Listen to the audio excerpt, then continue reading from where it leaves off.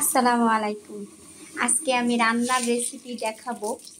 তো হচ্ছে আমি কি রান্না করতেছি সেটা দেখাচ্ছি। আপনারা যেন আবার কিছু মনে করেন না যে হ্যাঁ, আমরা তো রান্না করতেই পারি, আবার দেখানোর কি আছে?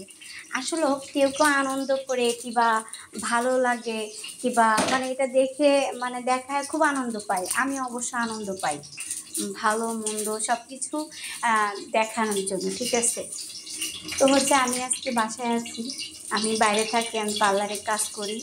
আমি ছোটোখাটো আমার একটা ফ্যামিলি, আমি একাই থাকি। তো হচ্ছে যে এটা দেখাবো আজকে উস্তে দিয়ে আর আলু দিয়ে আমি হচ্ছে পাঙ্গাস মাছ দিয়ে রান্না করবো। আমার পাঙ্গাস মাছ খুব পছন্দ, আমি অনেক পছন্দ করি। তো আমি হচ্ছে আজকে পাঙ্গাস মাছ নিয়ে আসছি বাজার থেকে। তো মাথা, লেজ আর হচ্ছে 2 পিস মাছও আছে এখানে। আমি পাঙ্গাস অনেক পছন্দ করি। আর এটা হচ্ছে আমার উস্তে ভাজি।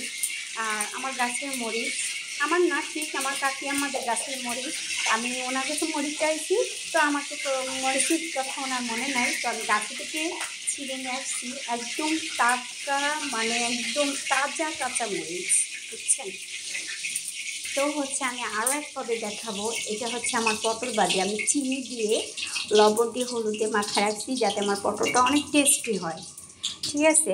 আরও আমি রান্না করছি এই যে ডালটা আমি রান্না করছি, আগে থেকে ডালটা রান্না করে রাখছি। তো হচ্ছে এখন আমি হলো গিয়ে, এটা হচ্ছে মশনির তেল, আমাকে একজন গিফট করছে। তো আমি মশনির তেল দিয়ে হচ্ছে আমি পটল ভাজি করব। এমনি আমার অনেক রকমের তেল আছে, এটা যেমন খাঁটি সরিষা, বাট এটা মশনির তেল, এটা হচ্ছে আপনার সয়াবিন তেল। আমি সব কিছুই আলাদা আলাদা করে রাখি, যেমন এই যে পেঁয়াজটা আমি ডিপে রেখে দিই। এটাও মানে আমার একটা স্পেশালি আমার সহজে যে কাজটা হয়, এজন্য মানে আমার সব কিছু গোছানোই থাকে। তো হচ্ছে আমি এটা বলতে চাচ্ছি যে যারা আপুরা আছেন, যারা রান্না করবেন, এভাবে সবসময় গুছিয়ে রাখবেন, তাহলে আপনার রান্না করতে খুব কষ্ট, মানে খুবই সহজ হবে। কষ্ট না, আমি বলতে গেছি সরি, কষ্ট হবে। যাই হোক, আপনারা সবসময় চেষ্টা করবেন যে এইভাবে সহজভাবে রান্না করার জন্য। আমি অনেক কিছু মানে নিজের কথা নিজে কখনো বলতে হয় না। এটা হচ্ছে আমার রান্নাঘর, আমি রান্না করছি।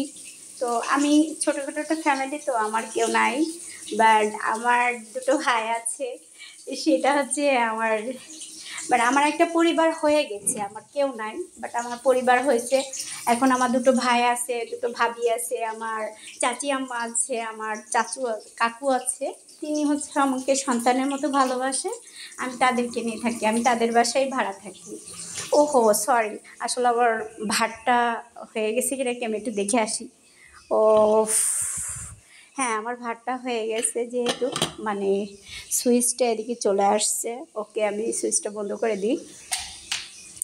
না, একটু সুইচটা দিয়েই রাখি, কারণ এটা হচ্ছে আমার বাসা। বাট ভালো লাগলে সবাই লাইক করবেন, সবাই সবাই কমেন্ট করবেন, সবাই যদি খারাপ কিছুও হয়ে থাকে সেটারও কমেন্ট করবেন, খারাপ হলেও কমেন্ট করবেন, ঠিক আছে? আমি কিন্তু তেমন বড়লোক না, আমি অনেক গরিব। এর জন্য আমি একটু পরিপাটি করে রাখতে পছন্দ করি। বাট এটা মানে আমার একটা ছোটোখাটো, আমি একার ফ্যামিলি। আমার একটা ছেলে আছে, আমি ওকে নিয়ে থাকি। আমার ছেলেটা বাইরে পড়াশোনা করে, সবাই দোয়া করবেন আমার বাচ্চার জন্য। আর আমার ভিডিও যদি ভালো লেগে থাকে, সবাই আমাকে দোয়া করবেন। এটা হচ্ছে আমার কাছে আমার আবেদন, মানে আমার রিকোয়েস্ট, যে সবাই আমার জন্য দোয়া করবেন। এটা আমার বাসা, আমার রুম, এটা হচ্ছে আমি থাকি। আর এটা হচ্ছে আমার ছেলে থাকে, আমার ছেলের বয়স হচ্ছে 12 বছর। সো সবাইকে এটাই বললাম যে সবাই আমার জন্য দোয়া করবেন, সবাই বেশি বেশি করে লাইক করবেন। আমি চাই যে আপনাদের দোয়ায় আমি যেন অন্তত কিছু করতে পারি, এটাই। আমার পটল ভাজিটা ওকে।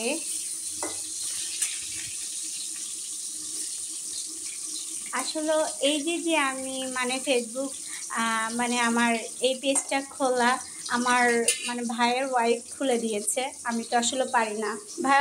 ভাবি বলে যে তুমি তো এত কিছু রান্না করতে পারো, এত কিছু করো, কাজকর্ম করো, পার্লারে যাও, বাইরে যাও, এগুলো নিয়েও যদি তুমি কিছু ভিডিও করে যদি হ্যাপি থাকো, ভালো থাকো, করবা, বাট তোমার মন ভালো থাকবে। যেহেতু আপনার হাজব্যান্ড নেই, আপনি এভাবে যদি থাকেন তাহলে তো খারাপ, মনের মধ্যেও খারাপ লাগবে। এই কারণে আমি এগুলা মানে আসলে আমার ভাবিরাও কিন্তু আমাকে অনেক হেল্প করে, ঠিক আছে, আমাকে সাহায্য করে। আমার ভাবিরা অনেক ভালো, আমার ভাইরাও অনেক ভালো। তারা একজন সরকারি চাকরি করে, একজন মানে এটা অনেক বড় কোম্পানি, কি উনি একজন অফিসার, আমি তো জানি না। যাই হোক, আমি মূর্খ সূর্খ মানুষ, আমি বেশি লেখাপড়াও জানি না। তো অনেকে আমার কথাতে মনে করে যে মনে হয় আমি লেখাপড়া জানি, আসলে ওইভাবে আমার লেখাপড়াটা হয়নি, যেহেতু আমার কেউ ছিল না, আমি অনেক মধ্য পরিবারের মেয়ে। তো হচ্ছে আমি এখন যাদের কাছে আছি, বর্তমান যারা আমার আছে, ওনারাই আমাকে মানে লেখাপড়া শেখায়, কিংবা কোরআন শরীফ পড়তে পারতাম না, ওনাদের কাছ থেকে কোরআন শরীফ পড়া শিখেছি। তো দোয়া করবেন সবাই যেন আমি ভালোভাবে থাকতে পারি, মানে ভালো পথে চলতে পারি, ইমানের সাথে যেন আমি আমার নিজেকে ধরে রাখতে পারি, এটাই সবাইকে এটাই বলবো, আর কিছু না। যাই হোক, সবাইকে রান্নার তো রেসিপি দেখালাম। যাই হোক, এটা হচ্ছে পাঙ্গাস মাছ দিয়ে, আবারও বলি, উস্তে দিয়ে রান্না করবো আলু দিয়ে, আর এটা উস্তে বাজি, আর এটা হচ্ছে পটল বাজি। তো হচ্ছে আমার রান্না এটাই, আমার ভাত তো হয়ে গেছে দেখলেনি। তো সবাই দোয়া করবেন। আসসালামু আলাইকুম। আজকের ভিডিও এই পর্যন্তই। পরবর্তীতে আপনাদের ভালো ভালো ভিডিও নিয়ে আমি আবার সামনে আসবো। আসসালামু আলাইকুম।